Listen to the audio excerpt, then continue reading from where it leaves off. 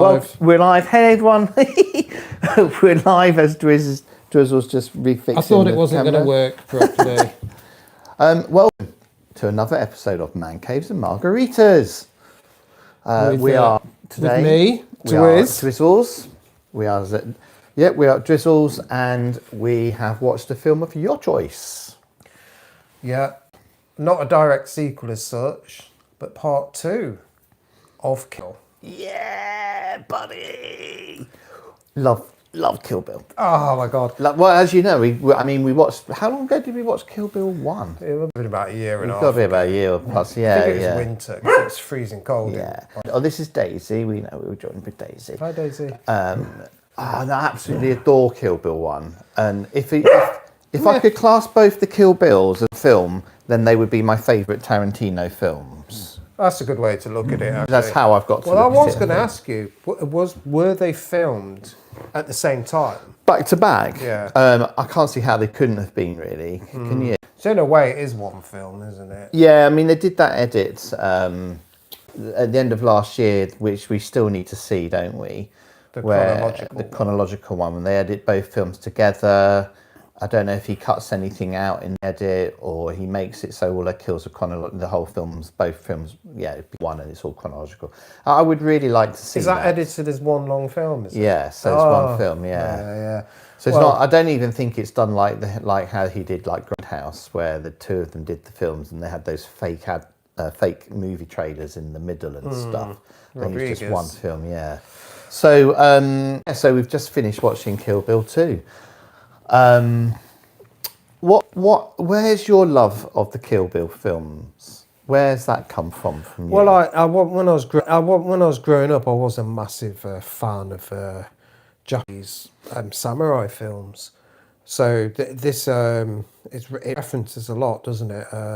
Yeah. The film Shogun was. Yeah, which you said you've seen. I haven't seen that. But I've seen it quite a few times, and that is also one of my favourite hip hop groups ever, Tang Clan. You must have heard of the Wu-Tang. Oh no, the Wu-Tang. Yeah, a lot of their samples and stuff in their songs is from Shogun Warriors. Oh right. Yeah. Okay. Yeah, did not know that. The producer RZA is also a massive fan. So it all came together, you know. So by the time I watched Kill Bill, I was like, oh my god, this film's literally for me. So is the story of Shogun Assassin is another revenge story? I'll tell you what, let's watch it. Okay, that's a good idea. It's like quite old and in black and white and stuff. It's an absolute classic. Yeah, no, I'd be well up for that, definitely. Well up for that, definitely. So part 2, I can remember seeing obviously part 1 and falling in love with part 1 in me, because like my that's kind of cinema came from films like Bruce Lee's films, and growing up with Bruce Lee and Jackie Chan, and there's a very direct reference in the film, isn't there? Oh, the Game of Death. Yeah. But Kill Bill 2 is is a slightly different entity, I think. It feels like two films. Yes, although it still has that. It still has that sort of like the Shogun Assassin kind of I can't remember the name of the famous film company from Shaw Brothers. Shaw Brothers, yes. So it still has that certain elements in there that are very Shaw Brothers. It might Pad Thai. Pad Thai. Yeah, all the training stuff, all of that is. Yeah, really, and the weird green. Yeah. Although when they went, and they were doing that silhouette fighting and stuff. That was almost like a callback to the first film. Yeah, it was amazing, and so it still has all those. Yeah, it's still subtle references. Whereas, for me anyway, it feels as though the second one is a lot more like a Western. It's got that Western type. It's very spaghetti Western. Even some of the music is spaghetti Western. And the opening scene where the bride comes out of the church and Bill's there, and they have a converse that's about 5 minutes long. And the framing is like this, bang! It's not. You can't even see their chins and hair. No. It's so close in. There's just one. like, There's one particular. the good, bad, and ugly. Is the good, bad, and Starts ugly. like Yes, that. they just went in, put the Super letterbox on the close, eyes and yeah. stuff. There's one particular bit in that where she's walking out of the church to go and see him. She hears him playing the instrument he plays, and he frames her in the doorframe, black and white, which is just like the ending of a famous scene from a film called The Searchers with John Wayne, where he has to rescue a girl who's kidnapped by Indians, and it takes years and years and years, and by the time he rescues her, she's nearly a grown woman. Wow. But he brings her back to the family because that's what he promised he would do. And then, having done that without any ceremony about the whole thing, he turns around and walks to the open door of the cabin, and then the film ends with him walking then out of the doorway, and that was very much Tarantino seeing The Searchers. There was quite a lot of differences, like black and white, and then obviously colour. But even in the colour, there was some that was like a normal cinescope type vibe colour, and there was some that was toned down. But there was even a couple of shots where it was black and white, but just one colour. Like I think it was her. She was in colour. In colour, yeah. And I didn't really pick up differences or how that how they decided how to lock each shot. Yeah, I mean, there's one thing. He's such a geek, isn't he, Tarantino? Yeah, there's one thing about his films is that he never wastes a frame. He's a frame, does he? He doesn't. It's like his dialogue as well. There's never any throwaway dialogue. God Lord. So that film, really, it could be half the length just based on the story. Yeah. But there's every single interaction between characters, this gigantic monologue, or backwards and forwards, that amount of attention to detail on the writing of their dialogue is intense for that not to become like a bit boring and laboured. In the wrong hands, it could be sort of like in the right hands, as this is the case. You just get drawn in, don't you? And I still feel like anyone like Tarantino. Certainly not when it comes to script writing and Dialogue. You know, it's like choice of music to go with it too. Same, you know. I mean, when we see Bud in his caravan, yes, I know, Daisy, we're talking about Bud. When you see Bud in caravan and he's going to he gets warned by his brother Bill that she's coming. You then spend like a quarter of an hour with Bud going to his club where he works, seeing how his evening goes and how shit his life kind of is at that club and stuff like that. And it's all done really, really well with the creepy owner of the club as well. He's brilliant, by the way. He was only in it for like 5 minutes. It was awesome, was it? Incredible. Let's see, is Bud in today, Wednesday? No. Anyway, you see all of that, and I'm thinking that, you know what, if he hadn't have filmed any of that, it wouldn't have altered the actual the flow of the story. But what it nice was, it was seeing what he was up to and what he was doing, so that when the bride, when she finally does turn up at the caravan and she does all her sort of Shogun stuff around the caravan and she goes to open the door and then gets blasted, it's like it's really this sudden jolt, isn't it? Because you think it all the time he's doing this stuff and you think, well, he's not really prepared, is he? He's just a down and out guy. Yeah, he's not really very well prepared, is he? Yeah, when she does turn up. The only thing it sets up really is like that to put you at ease for a bit, and also to make you realise how important that $1 billion is to him. But when the action starts, you are not ready for it. No, There is a weird thing when he gets home and he kind of turns around and looks at the mountains, like he can smell something. Yeah. You're like, what was he doing there? Do you know what I mean? But obviously she was under the leave his caravan, his trailer. Could he smell her, or he knew something was up and he was waiting for her, wasn't he? Yeah, that's brilliant. And it was brilliant because, like, again, the way that whole thing was filmed, it wasn't rushed at all. She crawls out caravan. He's got Johnny Nash on the radio, and you listen to Johnny, and even the song, even the lyrics that Johnny Nash is singing relates to his current life. if you listen to the lyrics while he was singing about like being like down and out and stuff like that, you know. I didn't know. Yeah. And at one point he switches the music off and goes to the window, and she's standing right behind the window. Again, when he shuts the window and goes back and switches the music back on, you're thinking, yeah, he's got no clue that what's about to happen. So again, when it's the door open and then bam, gets hit with 2 shotgun of rock salt. Yeah, it's just like, so that when it goes into it, dings. Yeah, it won't kill you. It's not like a bullet, but it hurts as hell. Yeah, like, you know. The story is like, it's a revenge story, and like most stories with action in are revenge stories. But this is like the purest of purest revenge story there could be. When what actually happened to her, and she's got a very set.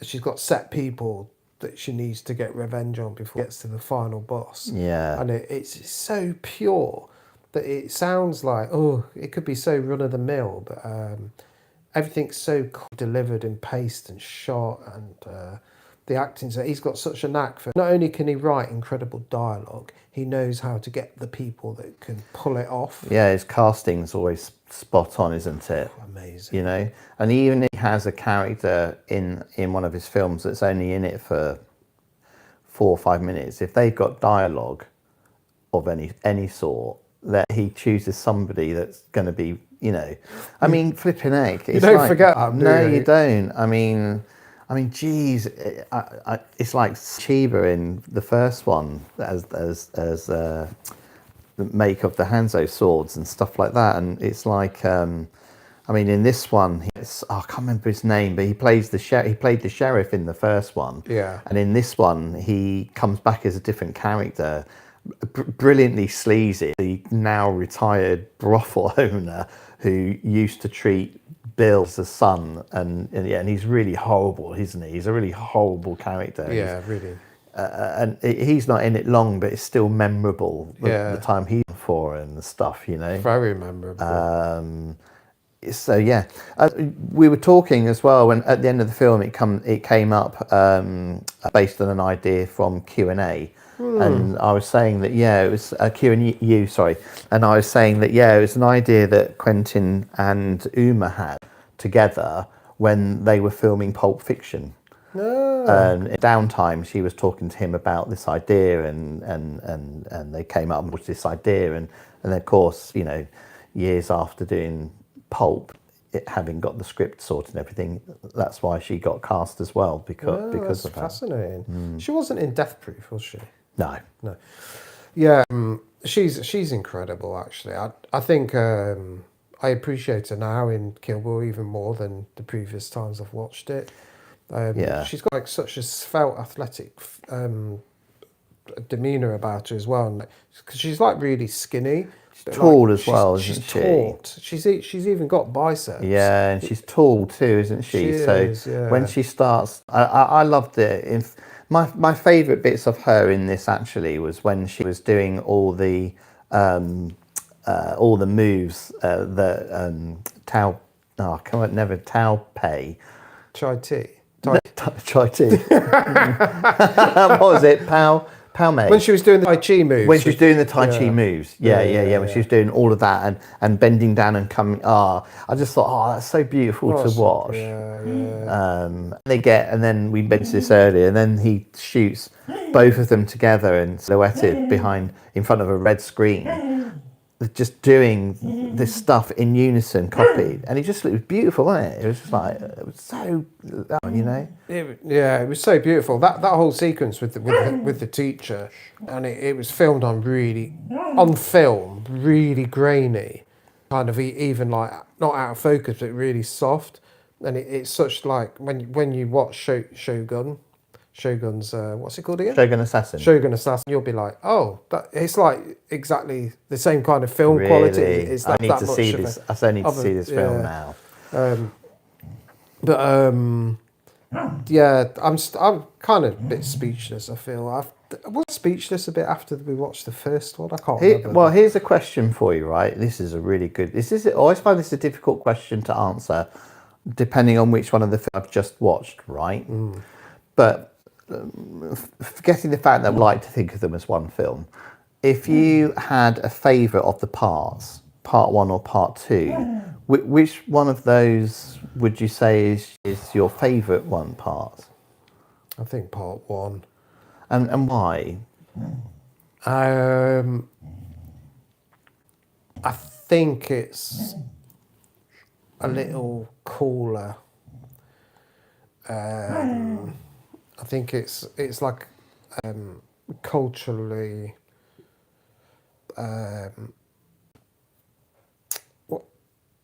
aspiring. It's does that make sense? Yeah, and based on what sort of films of the two genres, Western or the Shaw Brothers style type sort of films, and Right. part one is very, very heavily drawn down that kind of line, isn't it? Really, Yeah, with the, it's a bit faster paced. there's a lot more. I mean, the action in part two when it happens is really, really good, but it's a lot more dialogue heavy, isn't it? Part two. Yeah, part one, the reveals of the characters as well. I mean, the crazy '88 scene and that whole. And the whistling lady with the patch. I can't remember her name. Walking down the corridor, whistling that tune, and it's and just the mystery of what's exactly happening. I can remember. Well. I mean, I can remember knowing anything about and hardly anything about them anyway. This is Daisy, by the way. She has a little bit of dog anxiety, doesn't she? She does suffer from anxiety. So we have to make sure. Dog. Yeah, but she's beautiful, isn't she? She's adorable. Yeah. She just doesn't know why we're talking to each other like this. It's not all it is. So good girl. Yeah, so I can remember watching the second one for the time and being not disappointed, but feeling afterwards, that was okay, but I definitely like the first one more. Right. Whereas now I watch the second one, but I try not to judge the two together because they are so different. You know, it's like watching Inglourious Basterds and then judging it against I don't know, Pulp Fiction. Yeah, you can't, want it can to be you? The same. No, you it's can't. Like Star Wars. It's like that's one continuous story. Well, it was a trilogy, but like at the end of one, you haven't actually finished the story. And when The Empire Strikes Back is a slower, older, darker. You know, you wouldn't want it exactly the same as A New Hope. No. So yeah, it's when I say I preferred the first one, it's only a minuscule little thing. Yeah, difficult to put, isn't it? I always think once I've watched the first one, when I watch the first one afterwards, I'm like, oh my gosh, that film is so... You feel hype after the first one. And then watching this one and thinking that film is also amazing. The second one's got probably better acting in. There's more going on with the characters. But I mean, flipping heck. Okay, I'd choose the first one over the second, but like you said, it was splitting hairs. I can't wait to watch it as one. Yeah, that's what I really watched the combined for them, because I see it as one film anyway. Yeah, you know. There's one thing I wanted to mention before, because I'll probably forget. In the trailer scene in the middle of the desert. Yeah. Well, quite a lot happens in that trailer. Yeah. Which is incredible, because that trailer is such a small set. Yeah. Obviously, it's in the desert, which is big, but the actual trailer it's not a massive trailer or anything like that. That's impressive. But what also is impressive is I can't remember her name. Sorry, the one. Daryl Hannah. Yeah. When she fights Uma Thurman. Oh, in the trailer. That's an amazing scene. I think she can't get the sword out because it's such a small thing. She can't. Every time she does, she bangs the hilt on the trailer or something, so she can't. Whenever anyone gets knocked back, you catch in a corner of a cabinet, or you're getting pushed through a false wall and stuff. Yeah. They managed to create a whole big fight scene with loads of action and loads of different things going off, all within this trailer. Imagine how difficult that would have been to film. Yeah, I can't imagine actually. It must have been. Yeah. And when they were smashing it all up, it's like probably got one take on. got about one take on this. I've got to rebuild the whole thing. You know. Like not in the first film, the fight scenes were like massive, epic things, weren't they? Like the ending scene was out in that snowy back garden thing. You got in the dojo. Yeah, so open. Whereas this is more. Yeah. Yeah, different skills. I haven't worked this out. I mean, I must be stupid, I know, but I only worked this out right at the end when I was watching all this coming up at the end, and I'd forgotten about this. Did you work out why she used a black mamba snake to kill Bud? So in the suitcase of money, the snake inside the money was a black mamba, which Daryl Hannah then explains. He does this great thing about while he's dying, telling him about the. Did you know why she chose the black mamba? Well, specifically, the character is also known as the Black Mamba. Yeah, that's right. I hadn't twigged that, until I was watching the credits, because killing Bud was a massive deal, and there's no way Bill could know that Daryl Hannah had killed him, otherwise killed her. So she chooses the Black Mamba so that she can then say to Bill, "Oh, there was a Black Mamba," meaning I don't think she's pinning it on Uma Thurman because that's her character's name. Yeah, the Black Mamba. I don't think I quite got the delicacies of what you're saying. Actually, no, you mention it. Yeah. So there's another bit as well, and this is really subtle, right? That's one of the things about Tarantino, right? He does stuff that you think, oh, that's cool. But when you actually look into it, there's proper reason. There's proper meaning behind it. There's proper depth in writing. There's also another piece like that which the very first time I picked up on this as well is obviously knowing what comes next helps, of course. But they're right at the end when Bill and the bride are sitting from each other on a table. For quite a while, he's had this bottle of brandy that he's been taking shots from, right? And they're now sitting opposite each other at the table, and he has the sword lying on the table, and he kind of gives away a little bit to the bride what his first move might be, because he's the bottle and he moves it behind, close to him, right? Yeah. So he's now got room to the sword, but it's not done just before he does it. It's done quite. And when he did it, I was like, oh, I've never picked up on that before. But again, it was a real subtle thing. He moves it. He definitely does that, walking to her, because he knows how he's going to try and do her in when the time comes, and he wouldn't be able to do that if the bottle was in the way. I kind of feel like he did the same thing before the bride tried to run for his sword. Yes. And he pulled out the gun. Yes. I kind of feel that like he positioned himself to make on the chair for that to be able to happen. The movement. So he could draw it, right? Yeah. How cool. Sorry, go on. You don't know that he's doing it at the time. I know. But yeah, sorry. How cool. I mean, again, just little incidental things, but how this probably could have come from Tarantino as well, not necessarily Quentin, but how was it having given the warning shot, this beautiful gun that he's got, instead of just putting it in his holster, he does this beautiful thing, turns it in his hand, doesn't he, and reholsters it and flips it round and stuff. It's just, like I say, there's nothing wasted, is there? No, there's always something going even on. Even like when he shot the fruit as well, so it's splattered all over. All over. It's like you don't need. Most people wouldn't think of doing those extra little bits. I loved it. One thing I wanted to put was the sound design. I don't know if you noticed, but in all the fight scenes, say I'm going back to the trailer. So when they're fighting, like you say, the swords are hitting the wall, they're catching stuff on cupboards, like going through walls, like wood splintering. The amount of overdubbing, like sound design they had to do during that fight was incredible. It's layers, and all super sharp and on exactly the right time. And did you notice anything like that? Because it was absolutely stunning. Well, I guess it was done so well because I wasn't necessarily thinking about it. The fact that it was done so well was drawing me what was happening, I suppose. Yeah. So that's credit to the design in that respect. Yeah. Totally. Yeah. There's so much that goes into a film. You can't take every part in, can you? But, so do you know the story of Uma driving the car when she does that black and white scene and she's driving the car?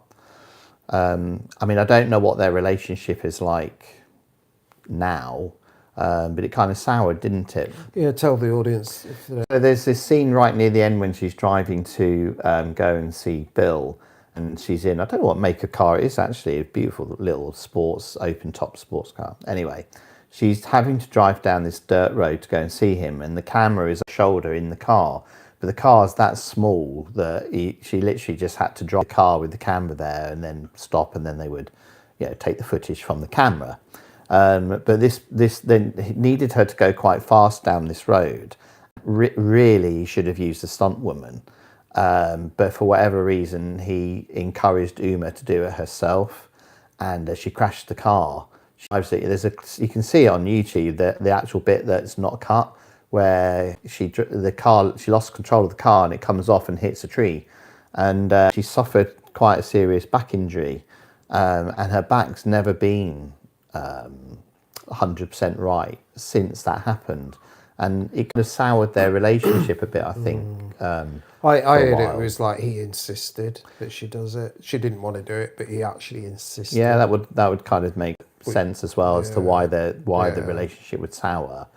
Although I'm sure he probably felt quite bad about it afterwards. But hey, hindsight's a wonderful thing. Should have been a stunt woman, shouldn't it? For something like absolutely. That. But yeah, I didn't know if you knew that or not. But yeah, you do. Yeah, I mean, I'm a big because I'm a big Tarantino. I knew him a fan. What would you, out of the top 3 films by Tarantino? Oh, Quentin's films. Where would you place this? So Kill Bill 1 and 2. If you're calling it one film, it's number 1. If Kill Bill 1 and 2 are my favourite Tarantino film, let's say, and if I had a gun and I had to choose just one of them, then I'd put Kill Bill 1 as my favourite Tarantino film, period. My second top 3, my second favourite Tarantino film,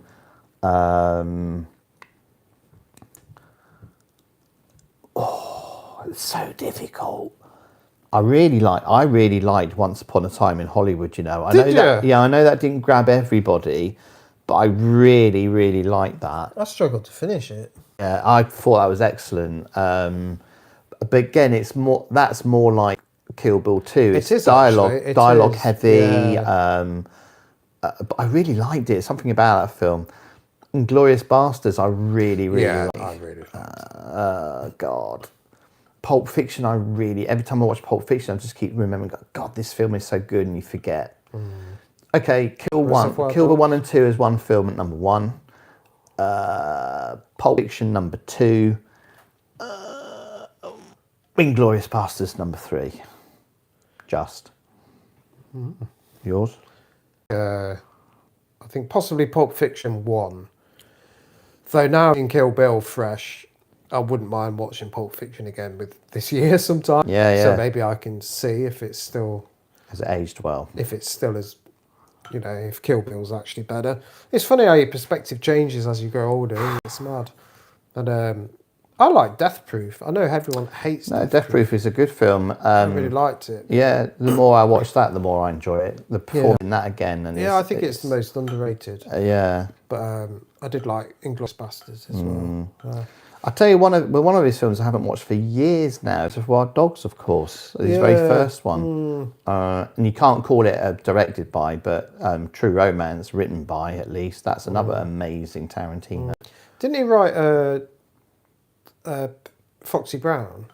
Oh no, I don't know if he wrote it, but yeah, of course he did Jackie Brown. Jackie Brown. Yeah, sorry. That's probably my least favourite of his films. Did he direct Jackie Brown? Yeah. No, direct. Oh, is it? I love that film. Yeah, isn't it funny, isn't it? And yet I would rather watch Once Upon a Time in Hollywood than that. Funny. Okay. It's not a bad film. It's still a great film, but it's probably my least favourite of his. I think Once Upon a Time in Hollywood doesn't have the flair that the others do, because they're quite flashy, some of the others, aren't they, in the shots and dialogue. Well, no, in fact, Once Upon a Time in America is elite dialogue. I think I know why I like it so much. I like it so much because I really love the way DiCaprio and Brad Pitt are together as a duo in that film. I think they are. They've got a vibe, haven't they? Yeah, they do have. And I think that's probably one of the reasons why I love it so much. Right. Isn't it really long? Yeah, about nearly 3 hours, isn't it? I think that's why I didn't. Yeah, that's what it was. I think that's why I didn't. Have you never seen the end? No, don't tell me though. My God! I do recognise the film. I need to get back into it. Oh, Django Unchained. Forgot about that. Oh yeah, I didn't massively enjoy Django. Oh, did you like the Hard Eight then, or which one's that? The one in the cabin where they're all in the cabin. Oh my God! I didn't finish that either. Didn't you? I don't. Yeah. Well, let's not. Anyway, digressing. Not digressing. Still talking Tarantino. I don't want to get any negative. I think he's got a couple of films left, doesn't he? I really want What do we want? Kill Bill 3. Well, we want that, don't we? He was talking though, wasn't he? Seriously talking about scripting it so that the girl, Vivacia Fox's daughter, wants revenge on Uma. So on Uma's daughter? No, on Uma, because he says to her, if at any point in your life when you're older, you feel like you want retribution, then Uma Fox. Wait. Uma, the bride's daughter, will also be present. As well. Yeah, she'd be a similar age, maybe just a little bit younger. It'd be interesting, wouldn't it? Wow, I'd be really excited for that. Be interesting, wouldn't it? I don't think he's going to do it, but yeah. Okay. So how long have we been on then? Well, does it tell us on here? I don't know actually, but probably about time to wrap it up, I suppose. But thanks, mate. Thank you. Thanks, mate. I love that. One thing I loved as well is like she was getting taught to keep hitting the wood. Yeah, and we didn't know time. You just think, it's another generic. Yeah, but then she training uses it thing. to the one punch, which is very much a Bruce Lee thing, isn't it? And the 5 touch thing as well. Don't do that, Kev. You nearly did it to yourself. Then. Oh my God, no, I did 3. You crazy fool. I'm not a fool. You'd have to sit on this settee and not move. I waved 2 touches, but that was like I'd almost forgotten about it. Yeah. And then when it paid off at the end, you're like, of course. Yeah. Why didn't I see that coming? Yeah, fantastic. Yeah, fantastic. Well, that's a very strong film for me. I mean, right. Let me guess what your next film is then. That's good to do it. We need to guess each other's. Oh, okay. Okay, then. So this is we're going to watch next is I'm choosing because there is a remake coming out very, very soon-ish that I'm incredibly excited about. That's your first clue. Highlander. I'm gonna guess. I'm gonna get Highlander, the original Christopher Lambert, with a little bit of Queen. How about that? Yeah, because it's who's the guy who's playing the new Highlander? So you've got Henry. Well, yeah, you've got Henry Cavill playing Connor McLeod, and then you've got what's his face from Guardians of the Galaxy, who's playing Chris the Kurgan. Pratt? No. The guy who plays the big alien guy. David Bastuto. David Batista.